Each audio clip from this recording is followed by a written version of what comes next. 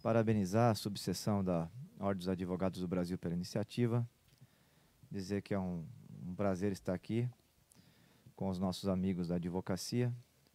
Presidente Márcio Leme, parabéns pela iniciativa, importante para a democracia, importante para a transparência no debate público, que as pessoas possam conhecer os candidatos, porque democracia é escolha, e só escolhe bem quem conhece bem não só a história dos candidatos, mas também o que estão pregando e apresentando para o futuro de nossa cidade. Então, quero agradecer aqui um momento.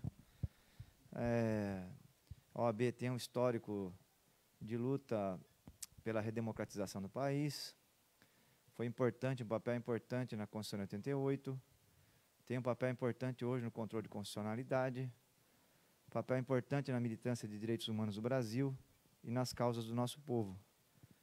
Então, uma satisfação ainda maior estar aqui na OAB. Bom, eu sou do movimento estudantil, né? Comecei a militância política no movimento estudantil, tinha 16 anos de idade, presidente de Grêmio. Depois fui para a FATEC, fui do diretório acadêmico da FATEC. Depois fui presidente do Centro Acadêmico de Letras da Uniso. Voltei para Sorocaba, estava dando aula no início de 2000 e dando manutenção nos computadores das escolas. Fui escolhido para ser candidato a vereador, fui eleito. Fui reeleito mais votado naquela eleição. Depois fui eleito deputado, fiquei 2 mandatos, 8 anos como deputado estadual. Hoje eu não sou mais nem deputado nem vereador, eu exerço advocacia também na parte de consultoria jurídica. E, mais uma vez, estamos oferecendo o nosso nome para participar do processo eleitoral. A leitura que eu faço é que, infelizmente, nos últimos 4 anos, a cidade passou por um processo de paralisia administrativa completa. Isso prejudicou demais a população da cidade, prejudicou as políticas públicas importantes, como educação, saúde, transporte, por aí vai. Então, nós estávamos no outro polo naquela eleição, perdemos ela, né? Isso é importante. A democracia diz que quando um grupo político perde a eleição, para ele não resta outra alternativa que não seja ir para a oposição e trabalhar o processo de fiscalização. Foi isso que nós fizemos. Descobrimos várias irregularidades naquele governo. Presidimos CPIs, inclusive importantes, foram 2 processos de cassação. E agora estamos humildemente oferecendo o nosso nome como uma alternativa de quem não estava naquele processo de governança da cidade nos últimos 4 anos. O momento da cidade não é um momento fácil, o momento brasileiro não é um momento fácil, nós estamos vivendo uma crise de grande monta, que é uma crise econômica acentuada com a questão da pandemia. A demanda social aumentou bastante na cidade. De cada 5 sorocabanos, 1 está recebendo o auxílio emergencial. O auxílio emergencial mês passado foi cortado pela metade e agora no Natal ele termina. Então, nós vamos ter 135 mil sorocabanos sem renda a partir de janeiro. O desemprego também aumentou entre abril e maio, que é o dado último que a gente tem da RAIS. Nós perdemos 6.200 empregos com carteira de trabalho assinada em Sorocaba. Então, a demanda social aumentou bastante. Por outro lado, a arrecadação está caindo. A previsão é que nós vamos ter uma queda na arrecadação entre 7% e 10%. Então, nós vamos ter menos dinheiro e mais demanda social. Então, é um cenário muito complicado e é por isso que nós nos preparamos bastante, construímos, inclusive, parcerias políticas para poder não só oferecer o projeto, mas também governar com mais gente, com mais força, para enfrentar essa situação. E aqui tem uma primeira clivagem importante, uma diferenciação, que nós temos um plano que pretende reorganizar o orçamento da cidade e as finanças da cidade sem prejudicar as políticas sociais e também com o funcionalismo público. Essa é uma importante diferenciação e depois, ao longo da nossa conversa, aqui, do nosso bate-papo, a nossa reunião, nós vamos aprofundando isso, que é importante que o eleitor, é importante para a cidadania, que as pessoas conheçam as diferenças dos projetos que estão sendo apresentados. Eu tenho comigo como filosofia de vida e entendimento sobre o Brasil, de que o Brasil é um país rico. Nós somos hoje entre a 8ª e 9ª economia do mundo. O problema no nosso país é a distribuição de renda e é o impeditivo categórico que existe para entre a família pobre conseguir atingir a renda média. Na Dinamarca, o morador em situação de rua, o filho dele já consegue atingir a renda média. No Brasil, demora-se 200 anos. E para alguns estratos da sociedade, negros, né, para mulheres, para alguns setores minoritários do ponto de vista da representação política, o prazo é maior, inclusive, né? Quando você fala em média, é sempre muito complicado, porque o pé pode estar no forno e a cabeça na geladeira, a média. Mas, enfim, 200 anos, é um país praticamente de casta social. E o instrumento fundamental para que a gente possa fazer essa transição para uma sociedade mais equilibrada, com uma riqueza mais distribuída, é a questão do acesso ao conhecimento. Eu tenho isso para mim como uma visão de Brasil. Então, na minha cabeça, o problema central do nosso país e o problema central de Sorocaba é a desigualdade social. Essa é a visão que o Raul tem das coisas. Então, Raul, na prefeitura, nós vamos buscar a todo momento, desde a parte tributária, da parte legal, jurídica, a parte econômica, a questão da representação política, em todos os quadrantes, a todo momento, essa busca pelo equilíbrio social, que é o que, inclusive, está previsto na nossa Constituição, artigo 3º, inciso também 3º, né, objetivos do Estado Nacional, um deles é a justiça social e combate às desigualdades, tanto sociais como também as desigualdades regionais. Então, nós temos esses problemas já previstos, inclusive, na legislação, na Carta Magna, mas existe uma dificuldade grande de superar essas barreiras. E o entendimento que nós temos, o entendimento que eu tenho é que chegou o momento, essa nossa geração tem a obrigação de entregar um país melhor para a geração que está vindo aí. Então, é um pouco assim que eu vejo as coisas, é um pouco da maneira que eu tenho o entendimento da política e da situação brasileira hoje. Raul, obrigado pela sua participação, pela sua disponibilidade. É sempre importante que nós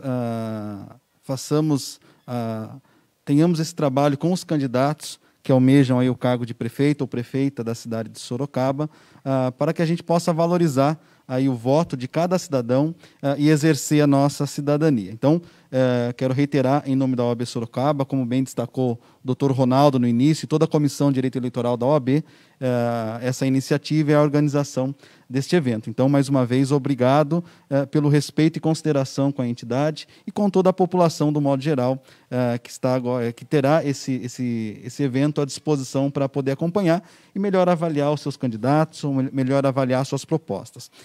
Neste contexto, o Raul, me permita assim chamá-lo, eu queria abordar um primeiro aspecto político-ideológico. É algo importante na nossa sociedade, essa polarização ideológica que nós estamos a vivenciar no âmbito nacional, e isso repercute necessariamente no âmbito local. Neste contexto, me corrija se eu estiver errado, você se coloca como um candidato de esquerda, né, com pautas muito bem definidas, pautas importantes sob a perspectiva social. Nesse sentido, eu estou certo ao fazer essa afirmação? E como você avalia essa polarização ideológica? Quais são os aspectos positivos e negativos? E com relação às pautas de esquerdas, você pretende defendê-las se prefeito for? É importante dizer assim que, do ponto de vista da cartografia, né, do mapa ideológico que a gente tem hoje no mundo, né, tem essa divisão também. Toda a base está na Revolução Francesa, lá em 1789, né, o parlamento, após a queda do rei, né, o fim do absolutismo, se dividiu em dois. Você tinha o pessoal do lado direito, que eram os representantes da Gironda, uma região riquíssima da França, até hoje, inclusive, de grandes produtores rurais. E do outro lado, à esquerda, eram os jacobinos, né, pequenos comerciantes, profissionais liberais, hoje nós chamaríamos de microempreendedores, e trabalhadores e camponeses. Então, a cartografia de esquerda e de direita, a clivagem é essa, até hoje se usa esses termos, e é claro que dentro da esquerda você tem, não setores mais para um lado, mais para o outro, a direita também, você tem vários setores, às vezes dialogam, às vezes não dialogam. Eu me coloco uma visão mais à esquerda, porque eu acho que num país como o nosso, se eu morasse na Suíça, talvez eu poderia ter um outro entendimento. Na Dinamarca, talvez poderia ter um outro entendimento. Mas no Brasil, eu acho muito difícil um brasileiro preocupado com o desenvolvimento do nosso país não se colocar nessa linha, que é uma linha mais popular, uma linha mais democrática, por conta da profunda desigualdade de renda que nós temos no nosso país hoje. Então, sim, na cartografia, na ciência política, eu estou localizado nesse campo mais à esquerda, não é? Mas uma visão abrangente, porque o mundo mudou bastante e nós temos que ter algumas coisas bem claras. Uma delas, por exemplo, é o papel do mercado e o papel do Estado. Eu faço hoje mestrado em economia e é importante dizer aqui que aquela visão estatizante que nós tivemos no passado, ou seja, do Estado, inclusive produzindo mercadorias e bens e serviços completamente, né, essa é uma visão que eu acho que ela precisa ser temperada hoje, né? As sociedades que mais prosperam no mundo são sociedades que conseguem ter essa sofisticação de entendimento. Isso é igual a limonada. Se colocar muito limão azeda, depois muita água fica aguado. Se você pegar, por exemplo, a Alemanha, uma empresa não pode demitir, uma empresa com mais de 2.000 funcionários não pode demitir sem autorização do sindicato. Você vai falar, pô, mas é muito Estado. Mas você tem o livre mercado, a livre iniciativa, bancos de fomento, bancos de investimento. Você pegar a China, por exemplo, os sindicatos também têm assento garantido nas empresas médias e grandes, nos rumos diretivos das empresas. Então, assim, essa mescla de Estado e mercado, essa sofisticação, quando a sociedade atinge ela, a sociedade prospera. Foi assim na Coreia do Sul com o General Park, o Japão também pós-Segunda Guerra, a Espanha com o Partido Socialista, a Itália com o Partido Comunista após a Segunda Guerra, o Partido Trabalhista Inglês. Foi um líder sindical, inclusive, o Clemente, né, que ganhou a eleição do Churchill e construiu o Sistema Nacional de Saúde da Inglaterra, o Partido Social Democrata Alemão. E nós estamos vendo agora que os Estados Unidos, ao colocar muito limão, né, olha o problema que gerou no país, né, um problema grave. Os Estados Unidos hoje caminham para um processo de desigualdade brutal.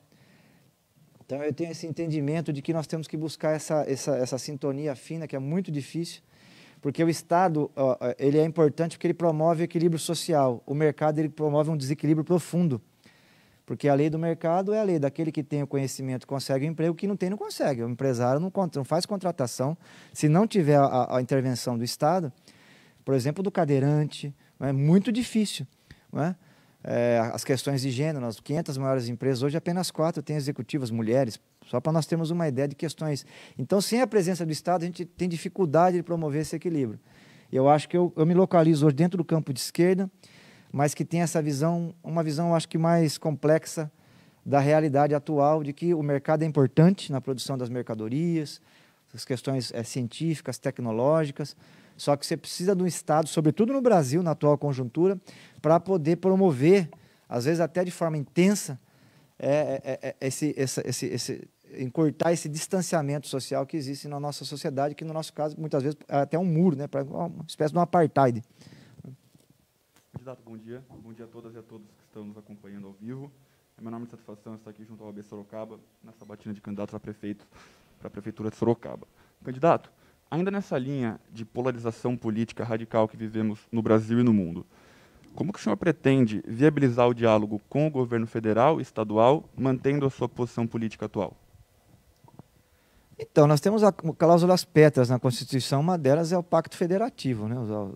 A União, os estados e os municípios gozam de relativa autonomia no nosso país, não uma autonomia tão grande como outros países, mas têm uma autonomia e fazem as suas opções políticas.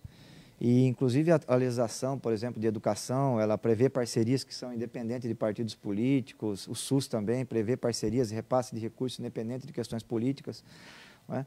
Nós vamos ter um diálogo do ponto de vista federativo, do ponto de vista constitucional, com todos os entes da federação, inclusive do ponto de vista regional. Aqui nós estamos hoje a sede de uma região administrativa com 27 municípios, nós temos mais de 50 partidos, eu vou dizer, possivelmente nós vamos ter no mínimo aqui uns 20 partidos diferentes aqui na nossa região metropolitana. Não é? E nós vamos ter que ter uma capacidade de diálogo, tentar buscar pontos em comuns, interesses importantes. Não é? Na questão do governo federal, um desafio grande agora é o novo Fundeb, Educação Infantil. Existe um repasse importante, o Sorocaba tem interesse em zerar o déficit nas vagas em creche, existe um repasse federal para isso. Então, nós vamos, através desses interesses comuns, tentar construir pontes. Agora, sem muita ilusão também de construir pontes políticas, aí não tem. Por quê? Porque existe uma divergência grande. Não é? O nosso campo é um campo que tem diferenças profundas aí com o campo do Bolsonaro. Né? Isso não vamos esconder de ninguém. Né? Nós temos, eu, por exemplo, entendo, não consigo entender até hoje um presidente que no meio de uma pandemia que já tirou a vida de 400 sorocabanos, mais de 400, né, falar que era uma gripezinha, que ele é um atleta que não ia pegar. Então, isso aí, para mim, né, nós nos situamos em campos opostos. Agora, em relação às questões da população, do desenvolvimento nacional, do desenvolvimento da cidade, nós temos obrigação de buscar pontes e vamos buscar. Eu já citei algum exemplo aqui, né, da questão do ensino fundamental, e poderíamos citar uma série de outros exemplos, né, na parte de saúde também, da questão do SUS. Nós tivemos, por exemplo, uma luta grande para trazer o equipamento de radioterapia para a Santa Casa.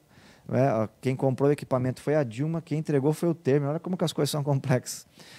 Eu era deputado, consegui a verba do governo do Alckmin, e depois o Dória acabou assinando a transferência do recurso, e agora, no meio de tudo isso, quem assina a finalização do processo é a Jaqueline, que é do PSL. Então, assim, só numa única ação passaram aí quase uns 5, 6 partidos, mas é a nossa realidade, a realidade brasileira.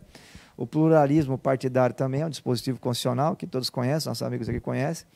Qualquer agrupamento social pode montar o seu partido. Para quem não sabe, né, a gente fica imaginando que os Estados Unidos só tem 2 partidos, lá tem mais de 250. Né?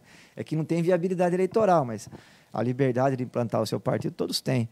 Então, nós vamos ter que trabalhar nessa situação, que é uma situação de fato, muitas vezes até olhando de fora, né, parece que é meio complicado, porque tem tanto partido, mas quando a gente vai ver, hoje Sorocaba tem 8 candidatos, mas quando você olha bem mesmo, no máximo você tem ali 3 posições ideológicas, 4, se muito. 2 mais à direita, 2 à esquerda, e acabou. Não tem tanta ideologia assim para ter tanto partido. Né? Então, nós vamos ter que construir essas pontes sempre com a Constituição embaixo do braço e com o interesse da cidade acima dos interesses partidários.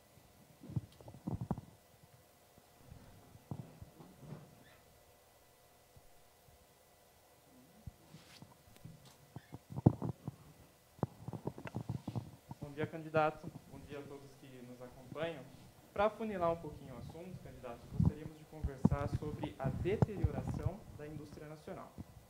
Em seu plano de governo, o senhor afirmou que envidará esforços no sentido de estabelecer um pacto municipal e metropolitano em defesa da indústria nacional, visando a construção de um fórum permanente em defesa da indústria. Esse projeto, que é um dos carros-chefes do seu plano de governo, é o único apresentado para combater o que foi denominado como a deterioração da indústria nacional. E a pergunta é a seguinte: como um fórum permanente de debates com a comunidade acadêmica evitará essa deterioração da indústria nacional? Essa é uma questão importante, viu? Acho que é o primeiro lugar da campanha toda que a gente debate esse assunto, que é o assunto fundamental. Nós, em 2014, tínhamos 211 mil trabalhadores com carteira assinada, chegamos a ter pleno emprego em Sorocaba. Hoje, infelizmente, nós temos 190 mil trabalhadores com carteira de trabalho assinada, perdemos 21 mil empregos, e grande parte desses empregos que nós perdemos foi na indústria. E o emprego na indústria, quando a gente perde, é um outro problema que nós vamos ter o ano que vem, inclusive, o trabalhador perde o emprego, junto ele perde também o plano de saúde, e aí é mais uma pessoa que vai lá no SUS e vai pressionar o sistema público de saúde. Então, é uma tragédia para nós. E quando nós perdemos a indústria, porque tem indústrias que, além de demitir, fecharam as portas. Você perde também a capacidade de criar coisas, que no limite é o que faz um país rico. Né? O país é rico, vocês podem olhar qualquer pesquisa aí, quanto mais o país é rico, mais ele tem sofisticação de produção, sistema produtivo sofisticado, sabe fazer coisas. Né? E o Brasil, infelizmente, está desaprendendo, desde os anos 80, a fazer coisas. Hoje nós somos importadores de eletroeletrônicos, importadores até de cadeira de roda. O Brasil está importando bengala, Sorocaba importa bengala. Só para ter uma ideia do tamanho da crise. Máscaras que nós estamos usando aqui. A China, em 3 meses, ganhou em dólares, só com máscara, o que o Brasil ganha no ano inteiro exportando matéria-prima. Então, para nós termos uma ideia, essa máscara aqui, 3 camadas mesmo, é chinesa. Tudo é chinês aqui, até nossas roupas, eletroeletrônicos. E Sorocaba tem um déficit na balança comercial com a China, que é um buraco enorme.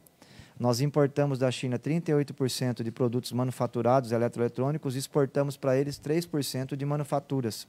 Só a cidade de Sorocaba e alguns produtos agrícolas. Nós estamos localizando esse problema, nós precisamos ter uma política de retomada da indústria da cidade de Sorocaba. É uma política também que nós vamos conversar no âmbito da região metropolitana. O programa, nós apontamos o diagnóstico, e ao longo do debate nós estamos apresentando, né? Foi bom aqui a oportunidade para poder apresentar uma das propostas, inclusive, que é a proposta de usar o sistema de saúde e o sistema de educação para estimular a produção local. Nós vamos começar a substituir as compras que o SUS faz internacional, né? Porque não é um absurdo que o Sorocaba não consiga, por exemplo, produzir bengala, cadeira de roda, tem muitas coisas, máscaras, por exemplo. Nós temos aqui o setor do vestuário, né, que faz a parte de costura, que é muito forte na cidade. Nós podemos trabalhar com estímulos. A parte mais importante é identificar as cadeias produtivas que estão com base de importação muito grande, adensadas, e a partir daí você fazendo estímulo local. E usar as compras públicas para isso. O SUS, que hoje é o 600 milhões de reais, é o SUS só da prefeitura, sem contar as cidades vizinhas aqui. Nós podemos usar todas as compras do SUS e colocar um dispositivo, inclusive dentro da própria licitação, para que os produtos fornecidos para o sistema de saúde sejam produzidos aqui na cidade. É claro que, por exemplo, eu consegui R$500 milhões ali para o GEPASSE, no equipamento que faz a leitura do diagnóstico do câncer infantil em 3 minutos, antes demorava dias. Esse é um equipamento suíço. Nós não temos condição porque ele está na fronteira do conhecimento tecnológico. Talvez a gente chegue lá daqui 10 anos, 15 anos, mas hoje a gente não chega. Mas bengala, cadeira de roda, entendeu? Prótese dentária, máscaras, esparadrapos. Tem uma série de itens da cesta de compra do Sistema Único de Saúde que nós podemos produzir localmente. Nós podemos usar a lei de licitação nesse sentido, inclusive tem um dispositivo nela que dá prioridade na licitação para empresário local. Você pode usar a lei de incentivos fiscais, o próprio SEBRAE está aí, eu tive uma reunião extensa esses dias lá, debatendo justamente esse tema com os técnicos do SEBRAE. Então, assim, nós temos um conjunto de instrumentos na mão do Estado, que se a gente lançar a mão, a gente consegue fazer essa reversão desse processo, iniciando por questões mais simples. E que lá na frente a gente possa até ter um dia, né, não a Flextronics montando celulares, né, mas com uma fábrica de chip aqui na cidade, e a produção dos celulares na nossa terra, que é o sonho nosso, que infelizmente nós perdemos isso em perspectiva. Então, esse é um problema grave, a indústria brasileira já chegou a representar 30% do PIB, hoje é 9%, e nenhum país é rico no mundo exportando matéria-prima, não existe isso. Então, nós precisamos também, junto com a pauta da distribuição de renda, tem que trocar o pneu do carro andando, né? O desafio é grande. Você tem que distribuir renda e também ter uma política de geração de riqueza, porque também distribuir nada fica complicado. Tem muitos países que já fizeram isso e não melhoraram a vida do seu povo, né? O candidato, se me permite fazer um contraponto à sua fala, até para você poder explorar isso e explicar como fazer, como viabilizar tudo isso. Como a gente vive num mundo globalizado, esse intercâmbio de informação e da indústria, não só nacional, mas mundial, o senhor entende que ao estabelecer uma política de fomento às fábricas locais, às indústrias locais, isso não estaria indo na contramão daquilo que o mundo desenvolvido está fazendo, que é, ao que me parece, abrir as suas fronteiras para que eu possa trazer investimento internacional, investimento de outras regiões para a cidade de Sorocaba? O senhor entende que o fomento da indústria local, como, por exemplo, o senhor disse, colocar numa cláusula de licitação, por exemplo, que seria requisito, me corrija se eu estiver errado, que a empresa seja na cidade de Sorocaba ou na região metropolitana. Primeiro, nós teríamos, o senhor entende que haveria, a sua perspectiva jurídica, a legalidade disso? E segundo, isso seria efetivamente um estímulo ou seriam desestímulos das grandes empresas e grandes investidores para a cidade e região de Sorocaba? Essa é uma questão importante. Você tocou no âmago da questão, né? Localizou bem o debate. Essa é a discussão internacional e é a discussão nacional. Qual é o problema? O problema é que existe uma desigualdade no sistema produtivo internacional, não é? O mundo não é um chá da tarde, com todo mundo levando suas mercadorias lá, todos felizes. Olha, a minha é melhor que a sua, compre a minha. O outro, ai que bonita, a sua é melhor que a minha mesmo, maravilha. Não, o mundo é uma guerra comercial sem fronteiras, um país invade o outro, derruba governos. A China ela tem uma escala produtiva muito grande, são 1,5 bilhão de pessoas. Então ela vai produzir um par de sapato, que é esse aqui que nós estamos usando, possivelmente, se olhar o cero vai ser Vietnã ou chinês, da região de Shenzhen, e eles fazem 1 bilhão de par de sapato. Então a escala de lucro deles é pequena. Ele coloca 1 centavo em cada par de sapato, ele produz 1 bilhão, ganha 1 bilhão. Não é? E aqui no Brasil nós não temos essa escala de produção tão grande. E além disso, eles têm um consumo local, 400 milhões de pessoas na classe média chinesa já. Tem os países da região da Ásia, tem a África e tem um acordo comercial com os Estados Unidos que o Trump vem rompendo no último período. Então, assim, eles têm um mercado internacional muito grande, conseguem trabalhar numa economia de escala, coisa que o Brasil não tem. Então, existe uma desvantagem. E tem também uma estrutura de incentivo à produção que nós não temos. Você tem os maiores bancos do mundo hoje, os 3 primeiros são chineses. Então, a China tem uma política de crédito subsidiado. O empresário chinês vai abrir uma fábrica, ele consegue pegar dinheiro para pagar em 10 anos, sem juros, sem nada. Né? Coisa que aqui nós não temos. Então, assim, as condições internacionais de produção, elas são assimétricas. Elas são diferenciais. Então, não existe esse mundo chá da tarde, inglês, né, que está todo mundo sentado, feliz, trocando suas mercadorias. Por quê? Porque o sistema de produção internacional, cada país tem o seu e é diferente. E está todo mundo defendendo o seu. Vocês viram aí, o Trump acabou de proibir a Huawei de entrar com 5G lá. Entendeu? Por quê? Porque nem eles, que são a pátria da economia livre, acreditam mais nisso. Entendeu? Então, se nem eles, que vendem para o mundo inteiro que a economia livre de mercado tem que ser implantada, estão acreditando mais nisso, por que nós aqui, que estamos se desindustrializando, o país está empobrecendo, sobretudo a parte da base da pirâmide, porque antigamente trabalhava na indústria, tinha a participação nos lucros e resultados no final do ano, tinha um sindicato para lhe representar, tinha plano de saúde, onde conseguia viajar no final do ano com a família, 30 dias de férias, tal, tinha uma série de direitos. Agora vive por conta, na ilusão de que vai ser um empresário de si mesmo e trabalha um dia, fica 2 sem trabalhar, ou trabalha para o Uber, 25% do dinheiro do Uber vai para o dono que mora nos Estados Unidos. Né? Sem proteção nenhuma, o Uber não paga o seguro, não troca um pneu do carro, não ajuda em nada. O carro é furtado, dane-se, o proprietário que se lasque. Então, assim, nós estamos empobrecendo a base da pirâmide social brasileira e nós precisamos reverter esse quadro. Então, eu não me afilio nessa corrente que acredita que a economia internacional ela funciona por vantagens comparativas. Eu acho que a economia internacional, muito pelo contrário, ela tem uma base nacional e cada país defende o seu. E acho que o Brasil precisa perder essa ilusão, né, de que existe essa questão de solidariedade internacional. Ela não existe, cada país tem que defender o seu. Os Estados Unidos é prova disso, nesse momento da história, e nós aqui no Brasil precisamos fazer a lição de casa. Nós precisamos ter uma política de defesa da indústria nacional. Por quê? Porque a indústria nacional nossa ela é infante. O que é uma indústria nacional infante? É uma indústria nacional raquítica, enfraquecida. O mercado consumidor nosso é pequeno, não é? E as condições de produção são profundamente diferentes das dos Estados Unidos ou da China. Por quê? Porque aqui você vai prestar dinheiro. Eu fui uma vez reformar o escritório meu, fui no banco lá, o cara pediu 60% de juros. Entendeu? Então, é desse jeito. É assim que é o banco privado no Brasil. E queria dar casa de garantia ainda para fazer um empréstimo. Então, assim, nós temos condições de produção no Brasil para tudo, para emprestar dinheiro, inclusive, são muito diferentes dos outros países. Então, não dá para você colocar no mesmo ringue o Mike Tyson com o Popó. Pode ser até bom lutador, só que eles são lutadores de pesos diferentes. Então, eu acho que nós temos que ter... A lei de licitação tem dispositivos nesse sentido. O SEBRAE hoje tem toda uma infraestrutura inclusive, de orientação dos empresários locais, de como é que podem participar, e nós vamos caminhar nesse sentido na retomada da defesa da indústria de Sorocaba, porque nós precisamos reconquistar esses empregos e reconquistar, inclusive, a capacidade de aprender a fazer coisas, que nós estamos, infelizmente, desaprendendo.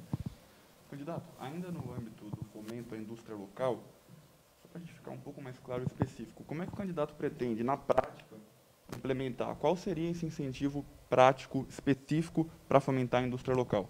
Então, a lei de licitação, ela permite, nós vamos dar prioridade para os empresários locais. Esse vai ser o primeiro ponto. É de Sorocaba, entendeu? Vai ter pontuação maior. São Paulo já fez isso, na Prefeitura de São Paulo fez e continua fazendo isso já. Então, é uma questão que já está bem encaminhada do ponto de vista da interpretação de como é que isso funciona. Então, a empresa vai participar de uma licitação, se o empresário é de Sorocaba, ele vai ter uma pontuação maior e vai participar dessa licitação. Nós vamos usar também todo o contrato de zeladoria da cidade, que é a parte de limpeza da cidade, manutenção dos próprios municipais, para contratar microempreendedores locais. Porque a ideia também é, porque a prefeitura hoje ela é grande contratante, ela tem 3 bilhões, tinha 3 bilhões e 200, essa já vai cair o ano que vem. E qual que é o drama nosso? É o emprego. Então, nós não podemos admitir mais que uma empresa, por exemplo, de Minas Gerais, chegue em Sorocaba, contrate os funcionários aqui, entendeu? E depois leve a sua taxa de lucro embora da cidade. Não é? nós precisamos segurar o máximo de dinheiro aqui. Então, o que nós vamos fazer a partir do ano que vem? Não vai ter mais contrato de 10 milhões, de 20 milhões, de 30 milhões na zeladoria da cidade. Nós vamos dividir isso em milhares de pequenos contratos. O diretor lá do posto de saúde Nova Esperança, que foi roubado a fiação, está metade do posto apagado. Existem pessoas que têm conhecimento na parte de elétrica lá no bairro. Então, a diretora do posto vai poder contratar esse eletricista lá da comunidade para fazer a manutenção, por exemplo. Então, nós vamos de cima e embaixo. Os grandes contratos da prefeitura, priorizar o local só se não tiver. Vai ter pontuação maior na hora da licitação. E toda a parte de zeladoria da cidade, eu fiquei feliz porque todo mundo copiou agora esse projeto. O problema é que copia e depois não executa. Na eleição passada eu já vivi isso. Tudo que eu falava, outro candidato copiava. E passaram-se 4 anos, não executou nada. Então, eu estou muito preocupado, porque isso poderia dinamizar muito a economia local e segurar o dinheiro na comunidade. O diretor do posto de saúde deu um problema lá, precisa pintar. Ele, no próprio computador dele lá, que faz a parte administrativa do posto, tem todo mundo cadastrado do bairro, que sabe fazer pintura, que está registrado na prefeitura, com o e-mail tudo em dia e tal. Essas pessoas vão poder prestar esse serviço lá no posto de saúde. Então, a minha ideia é, de cima e embaixo, você segurar o dinheiro em circulação na cidade para ajudar a gerar emprego e dinamizar a economia local também. Candidato, se me permite ainda insistir nesse tema, qual o projeto que você tem e qual a importância que você dá para o Parque Tecnológico de Sorocaba, já que estamos falando em indústria, em tecnologia, e como você viu o desempenho desse Parque Tecnológico nesse último mandato? Olha, o Parque Tecnológico, o primeiro, começou lá em São José dos Campos, né? O ITA, com a Embraer, uma iniciativa fantástica. É uma região que tem um polo dinâmico, porque nós temos a Embraer, que, aliás, se fosse pelo livre mercado, não existiria, né? Porque eu tenho a biografia do Casimiro Montenegro, Marechal do Ar, o homem da aeronáutica aqui, cearense, inclusive, que pensou a Embraer, e os americanos fizeram de tudo para que o Brasil não tivesse Embraer, tá? Foi uma guerra sem fronteira. O Getúlio Vargas teve que contratar o engenheiro-chefe do Instituto de Massachusetts para trazer ele para morar em São José dos Campos. Teve que dar um caminhão de dinheiro para esse engenheiro. E esse engenheiro tinha um mantra que ele falava assim: vocês querem fazer aviões no Brasil? Então não importem nenhum parafuso de nenhum país, porque se vocês importarem, vocês não vão aprender a fazer. E o Brasil foi uma luta grande, quase que o Bolsonaro entregou para a Boeing agora, só não entregou porque a Boeing está com uma dívida gigantesca na praça. Ela fez uns aviões grandes lá, esses aviões estão todos no pátio com problema técnico, não sai do chão. Está bancarrotas e não quis comprar a preço de banana a nossa Embraer. Só tem 8 países no mundo que produzem aviões. O Brasil é um deles. E qual que é a importância disso para Sorocaba? Porque, como nós produzimos os jatos, o Super Tucano, acabou que tendo um conhecimento grande acumulado. E aí, aqui nesse aeroporto, acabou que virando referência internacional em manutenção de voos executivos. Nós temos hoje 1.000 jovens trabalhando aqui na área de manutenção de voos executivos, e muitos deles foram formados por engenheiros do ITA e por pessoas que trabalharam na Embraer. Então, para ver como é importante, isso traz divisas para o país, gera tecnologia, gera bons empregos, né? Então, fui falar da Embraer aqui, perdi até o Parque Tecnológico. Então, o Parque Tecnológico ele é importante. O que eu quero fazer com ele? Eu acho que o balanço em relação à atuação dele, talvez ele pudesse ter entregado mais do que entregou. Eu acho que faltou, a minha crítica nos últimos 4 anos, uma integração com as nossas 3 instituições de ensino superior. Para as pessoas que estão ouvindo aqui, Sorocaba é uma cidade que está acima da média nacional, né, com diplomas do ensino superior entregues, são 8.000 todos os anos. Nós temos uma comunidade acadêmica muito forte na cidade, com muita pesquisa sendo feita. E eu acho que essa integração com o Parque Tecnológico é a que faltou, e faltou também a integração com o sistema financeiro. Aí é um problema grave, né? Os bancos no Brasil têm uma dificuldade imensa de emprestar dinheiro, sobretudo para iniciativas novas, startups, né, empreendedorismo local, essas coisas.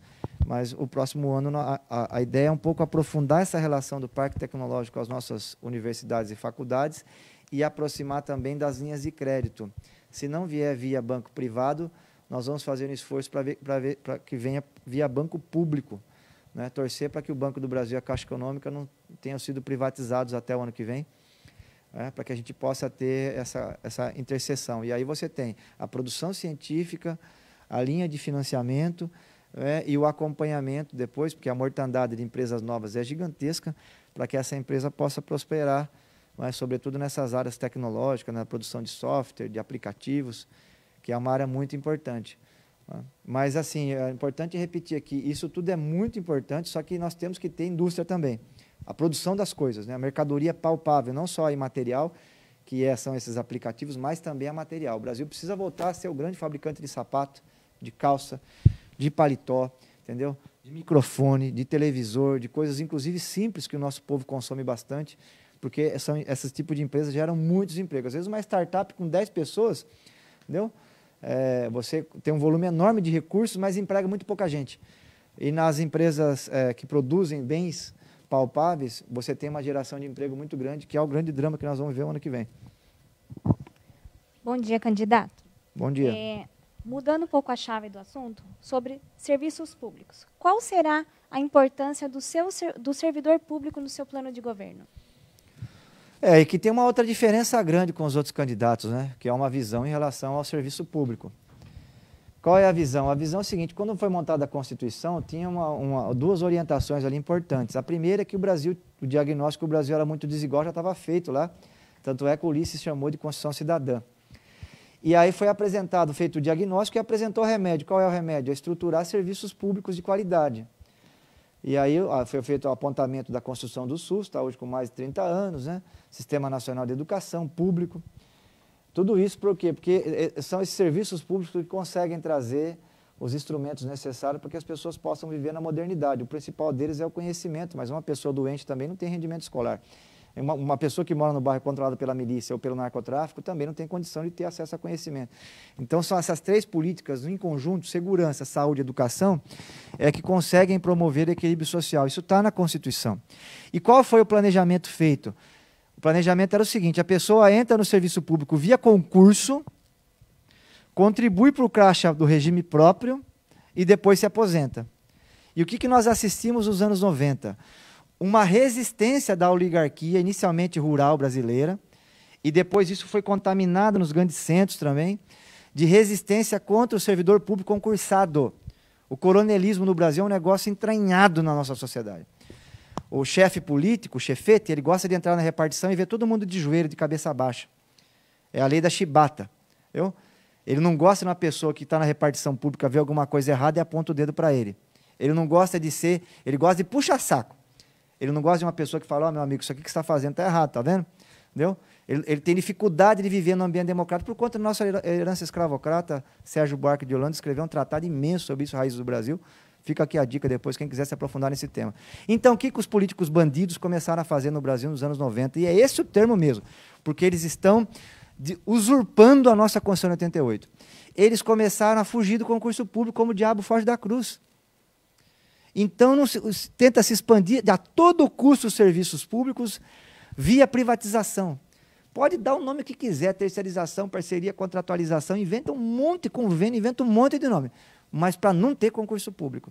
E aqui está uma localização importante do debate local, porque é a discussão nacional hoje. Teve um decreto do Bolsonaro, inclusive, para privatizar posto de saúde. Eles querem expandir, porque a demanda social é grande. Qualquer reunião que você vá, ninguém pede ponte, viaduto, prédio. As pessoas querem saúde, educação e segurança. Então, a pressão é enorme no sistema político. Só que eles não querem fazer o concurso público. Aqui tem uma diferença. Nós vamos expandir essas três áreas com uma diferença em relação às demais. Depois a gente pode localizar melhor aqui os pontos de divergência. Mas expandir via concurso público. Quem quer trabalhar no Estado não vai ler a orelha de livro ou carregar bandeira de candidato. Vai ter que fazer uma prova, meu amigo. Entendeu? E vai ter que ir bem na prova, senão não vai passar. Simples assim. Até o começo do século passado não tinha concurso público. Agora, nos Estados Unidos começou a ter problema, porque o democrata ganhava, nomeava 1 milhão de funcionários. Aí o republicano entrava, nomeava outro 1 milhão. Ficava um ano inteiro a máquina pública paralisada. Aí o Bismarck na Alemanha viu isso e falou: aqui na Alemanha precisamos dar um break, vamos fazer uma reforma de Estado, então, vamos estruturar as principais políticas via concurso público para dar estabilidade no serviço público e dar, inclusive, o caráter republicano, é coisa de todo mundo. Porque não dá para um partido chegar e se apropriar de uma autarquia, de uma empresa pública, uma repartição pública. Aqui em Sorocaba a gente já teve diretor de centro esportivo chefiando a policlínica. Hoje quem cuida da vigilância sanitária na cidade, da parte do controle epidemiológico, é uma veterinária. Entendeu? Por quê? Porque tem filiação partidária, carregou a bandeira. Entendeu? Então é puxar saco, não é servidor de carreira. Então eu quero dizer aqui que aqui está uma localização importante. Nós vamos expandir via concurso público. E aí tem um problema no caixa da FUNSERV. O rombo ano passado foi de 63 milhões. Por quê? Porque o terceirizado, conveniado, compartilhado, o raio que o parta, ele contribui com o regime geral da Previdência, ele não contribui com a FUNSERV. Então o sistema foi pensado para funcionar assim. O governo municipal faz a sua contribuição e o servidor contribui contra o valor do seu salário. Aí dá estabilidade no caixa da aposentadoria. O que está acontecendo? Não tem mais gente sendo contratada em Sorocaba. Tinha 1.000 enfermeiros em 2016, hoje tem 800. Tinha 400 guardas civis municipais, hoje tem 360. Só na saúde o déficit é de 500 funcionários. Então você tem 500 servidores públicos que deixaram de contribuir com o caixa da FUNSERV e as pessoas estão se aposentando. Sabe o que vai acontecer? A prefeitura vai ter que assumir essa dívida logo à frente e nós vamos ter um baque na saúde, na educação, vai ter que ter um corte generalizado para poder garantir a aposentadoria dos nossos servidores se a rota não for mudada. Ou a gente muda a Constituição. E aí tira a figura do concurso público, que, aliás, é o que o Guedes está querendo fazer. Está querendo fazer. Então vamos refazer, fazer uma nova coisa. Faz igual o Chile. Vamos fazer uma Assembleia Nacional Constituinte e muda tudo. Entendeu?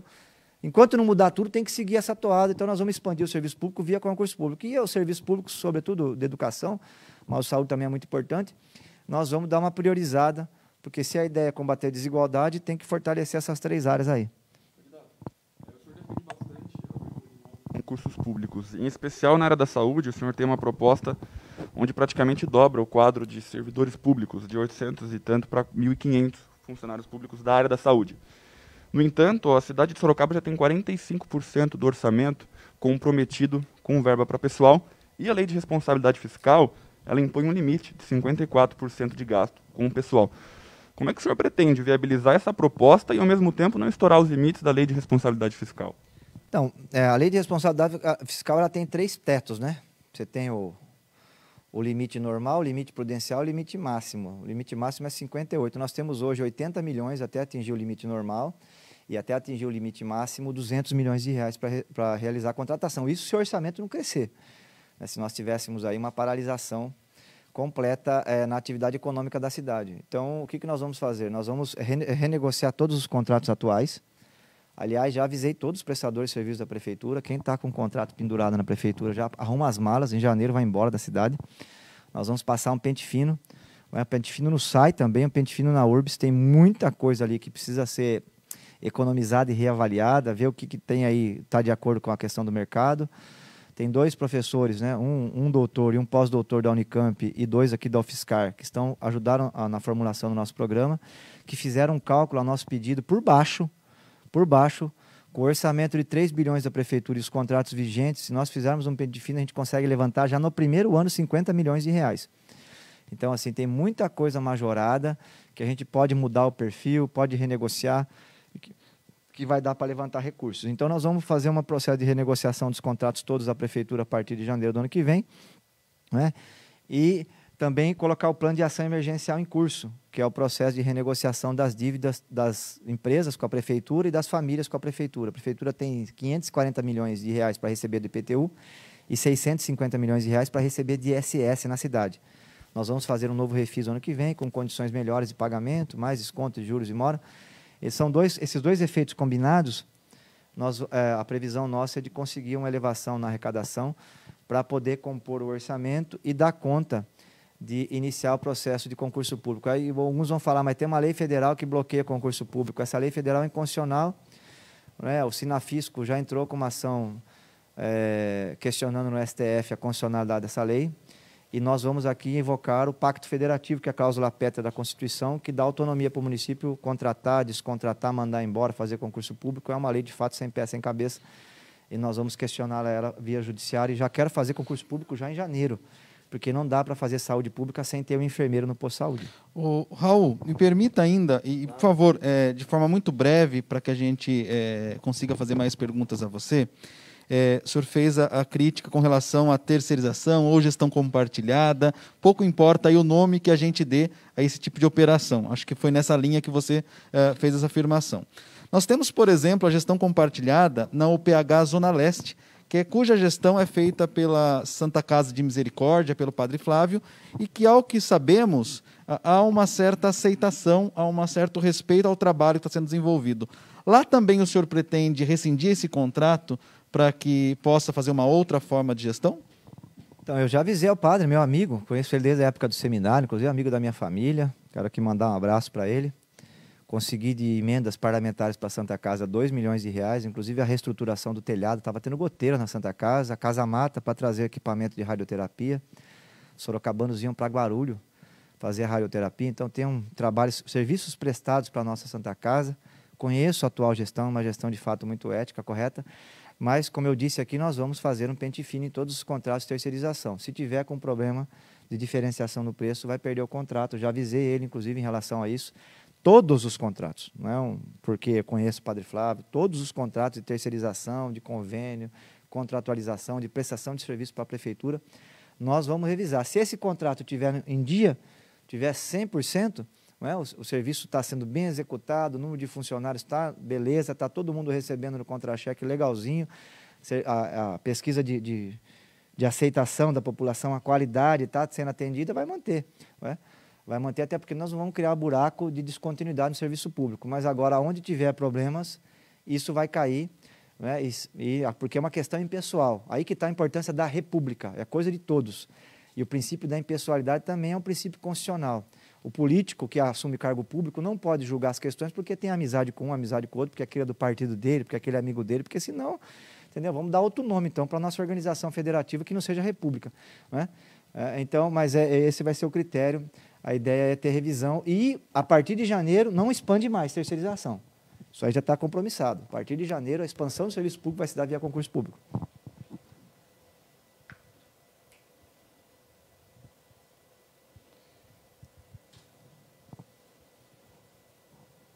Candidato, um outro assunto relevante para o eleitorado municipal é a pandemia da Covid-19.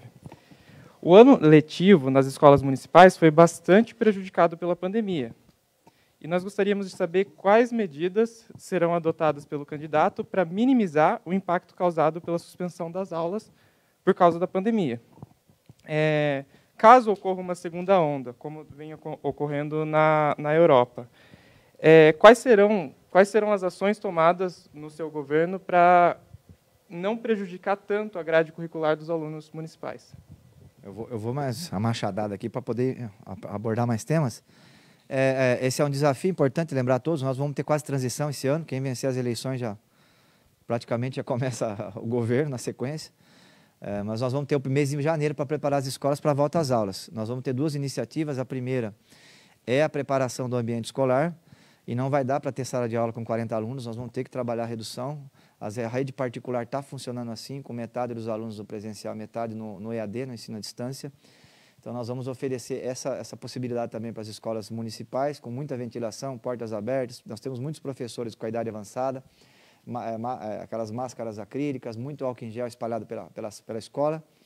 E vamos ter também a humildade, se nós tivermos uma situação de segunda onda e a prefeitura não der garantia de 100% que nenhuma criança vai se contaminar e nenhum professor vai se contaminar, nós vamos manter as aulas em suspensão, agora com o diferencial. O EAD vai acontecer, porque não dá para deixar as crianças sem nenhum tipo de ambiente pedagógico acontecendo. Então, o EAD é certeza e, a depender da evolução da pandemia e da capacidade nossa de dar respostas e garantir 100% das questões das normas sanitárias, a gente pode retomar já no começo do ano letivo a aula presencial, mas vai ser muito difícil não ser perto dos 100%, vai ser menos, né? Uma parte vai ter que ser EAD, não tem como, porque tem sala de aula com 40 alunos, aí não tem jeito.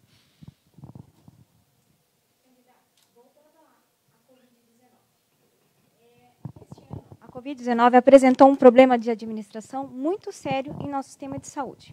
Em razão da necessidade de cooperação entre os entes políticos e na prestação desse direito fundamental, como o senhor pretende viabilizar um sistema cooperativo com o Estado de São Paulo e com os outros municípios que têm limites com Sorocaba para o controle de pandemias na nossa municipalidade? Olha, o problema todo aqui é que nós vamos ter que articular, não só para agora, mas também para o futuro, porque eu acho que com a degradação ambiental, nós temos a humanidade, né? Porque o negócio começou no interior da China e chegou aqui em Sorocaba, para ver como que as coisas estão conectadas hoje em dia. Uma coisa que veio lá do morcego. Então, assim, nós vamos ter que, com esse processo de devastação ambiental, eu acho, inclusive, que a humanidade continua correndo riscos aí para o futuro. Então, nós vamos ter que preparar a cidade para nunca mais acontecer uma situação dessa e a gente não ter respostas. E um desses pontos é a vigilância epidemiológica. Os municípios que saíram melhor no enfrentamento à pandemia porque tinham uma estruturação melhor da vigilância epidemiológica. O que é isso? É o agente comunitário em saúde lá na comunidade.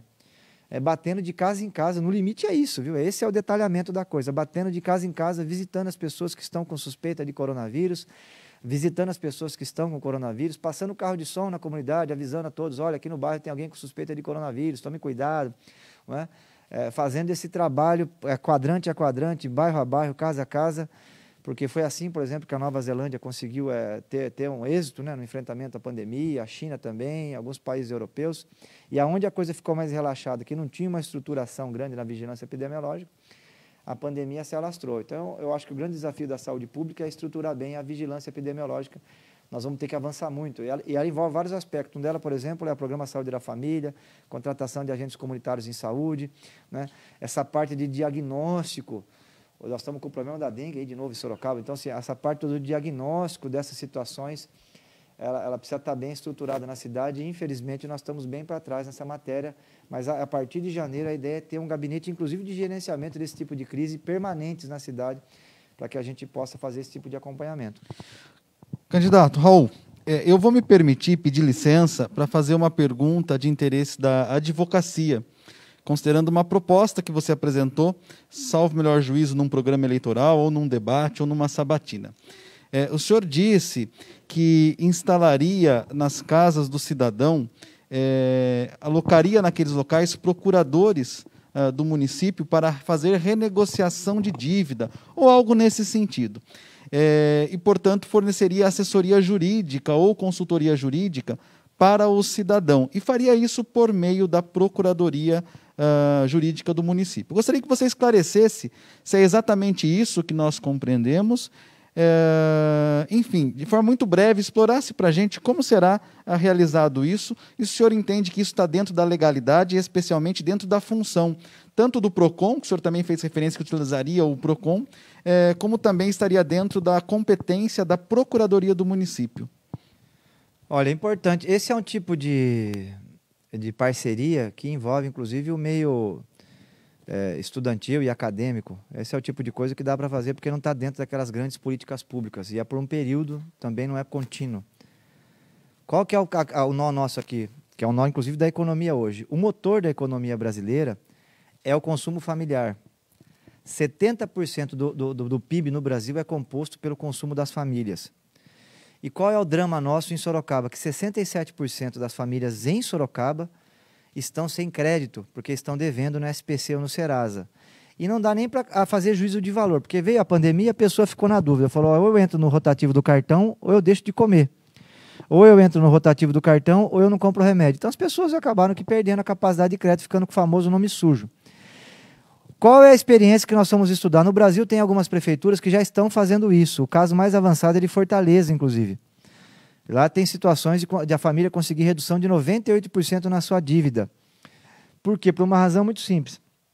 A empresa, comércio, vendeu o sapato há 2 anos atrás. Não recebeu por aqueles R$100 o sapato que vendeu. Aquilo ali entra, depois que vira o ano, como prejuízo realizado, acabou. Depois vai para protesto, às vezes vira uma ação de execução judicial, uma coisa de R$100 vira 3, 4 mil reais e vai embora. Não é? Todo ano, todo mês tem juros e mora, e a dívida infinita. Então, o que alguns lugares começaram a fazer no Brasil para ajudar as famílias a recuperarem o crédito? Começaram a mudar um pouco o perfil do PROCON. Em vez de ser uma instituição estática, parada, ela fica proativa. Ela vai até a comunidade ajudar as famílias a renegociarem suas dívidas com o comércio. O comerciante fica muito feliz porque ele tinha uma dívida de 100, que virou 3 mil reais, sem perspectiva de receber, e numa negociação como essa ele consegue receber 20, 30 reais, sai feliz da vida porque aquele débito já estava realizado, não tinha mais perspectiva de receber. Então, nós vamos proporcionar, hoje o PROCON consome R$250 milhão do poder público municipal, é uma moeda de troca partidária na cidade, infelizmente, né? E a partir do ano que vem ele vai ter um perfil de continuar trabalhando em cima do Código do Consumidor, porque é muito importante essa função, mas ele vai também ser proativo. E aí nós vamos conversar, não é? Com a Ordem dos Advogados do Brasil, com as faculdades e universidades da cidade que formam estudantes nessa área, para que possam acompanhar as famílias e também as empresas nesse processo de negociação. não é? Porque no limite ali você tem que celebrar depois um contrato de que foi feita a negociação. Então, é importante esse acompanhamento jurídico. Mas a ideia é mudar um pouco o perfil do PROCON. Por quê? Porque se nós não atacarmos o centro da questão, o âmago dela, nós não vamos retomar o crescimento econômico e a geração de empregos em Sorocaba. Porque a família não está comprando, o comércio não está vendendo, a empresa não está produzindo. Então, nós vamos ter essa abordagem a partir do ano que vem. O detalhe disso, não é? Nós vamos ter que estar com o PROCON na mão para poder implantar essas coisas. E no miúde nós vamos ter várias possibilidades em xeque. Mas é claro que quando eu coloco no debate que nós vamos usar a estrutura jurídica da prefeitura, não são, tem carreiras na prefeitura que não dá para fazer isso, mas existem outras que dá para fazer, como a própria estrutura do PROCON. Candidato, a gente está caminhando para o final e, mais uma vez, queremos agradecer a sua disponibilidade, o seu compromisso de vir até aqui. Mais uma vez, ressaltar a importância do trabalho da Comissão de Direito Eleitoral da OAB Sorocaba, presidida pelo Dr. Ronaldo. Agradecer ao Dr. Bruno Espínola, que é presidente da Comissão da Jovem Advocacia. Agradecer à Exanc Sorocaba. Esse evento está acontecendo aqui no auditório da Exanc Sorocaba. Infelizmente, não é aberto ao público em razão da pandemia, em respeito às regras de distanciamento social implantada pela faculdade aqui da Exanc. Queremos, portanto, cumprimentar a direção da Exanc por essa oportunidade e todos os seus funcionários que estão aqui trabalhando desde ontem para viabilizar a transmissão deste evento. Caminhando para o final, candidato Raul, nós temos mais 2 a 3 minutos para que você faça as suas considerações finais para a gente caminhar para o encerramento. Obrigado mais uma vez por sua presença. Eu que agradeço os nossos amigos aqui que proporcionaram essa importante reunião, o pessoal que está acompanhando aqui, são poucas pessoas. Eu quero dar um abraço a quem está acompanhando pela rede social, né? Nós estamos fazendo uma transmissão também na nossa página do evento aqui, quero mandar um abraço para todo mundo. Muito obrigado a todo mundo que está acompanhando. Depois eu vou responder por escrito. Nossa, tem um monte de pergunta aqui. Depois eu respondo a todo mundo por escrito. Tá? Então, meu muito obrigado pela oportunidade. É sempre bom poder estar expondo as nossas ideias. São ideias, algumas eu carrego ao longo da minha vida, de coisas que eu escutei, de coisas que eu li, de coisas que eu aprendi na sala de aula, conversando com pessoas, e outras coisas que nós construímos de forma coletiva. Foram mais de 100 plenárias virtuais por conta da pandemia, para debater e localizar bem os problemas de Sorocaba e apresentar de forma humilde para a nossa população um plano para tirar Sorocaba da crise, que no limite é isso, nós precisamos recompor a capacidade orçamentária da cidade sem prejudicar os servidores e as políticas sociais, porque infelizmente os políticos tradicionais, os que estão aí já há um bom tempo, estão todos eles no mesmo caminho, que é o caminho do corte orçamentário, tanto nas áreas sociais ou aumento de alíquota previdenciária dos nossos servidores públicos, arroxo, tem carreiras aí do funcionalismo que está há 2, 3 anos sem reajuste. Né?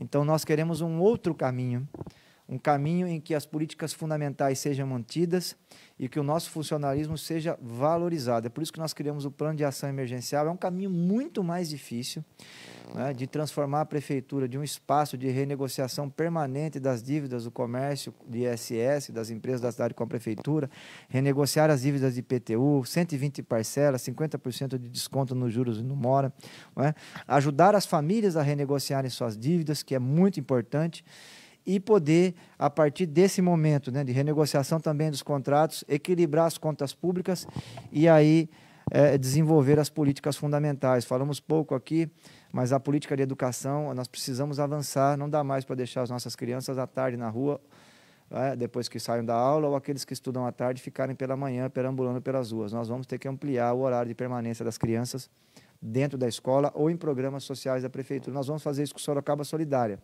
Todos os dias nas escolas municipais, as crianças, vai ser ofertado na rede municipal, entre 1h30 e 2h, curso de judô, karatê, capoeira, teatro, aula de cinema, musicalização, cada dia será alternado e a família carente que manter a criança nesse programa vai receber entre R$200 e R$400. É um programa de 36 milhões de reais ao longo de 4 anos, é um programa auspicioso, mas nós que criamos o Bolsa Família, e hoje atende 18 mil famílias em Sorocaba, nós trouxemos ao UFSCar 3 mil alunos aí, tudo de graça, metade inclusive são negros, nós vamos ter cientistas negros daqui a pouco em Sorocaba, uma coisa fantástica, o Carandá, 20 mil famílias, o Instituto Federal, 400 famílias, nós estamos dentro de um arco de aliança partidária, com militantes que são dessa causa. Fala aí, Valdo, beleza, mano? Combate à desigualdade Boa tarde. social. Né, Viu, Joe? Você conseguiu ver o vídeo lá do meu sobrinho? Deu para aproveitar alguma coisa?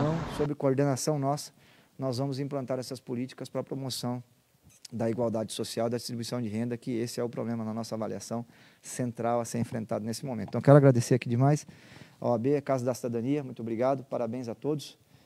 E, como candidato, né, pode pedir o voto aqui, quem puder votar na gente aí. Ajuda demais, ajudar aqui nas redes sociais, para que a gente possa ir bem para o segundo turno.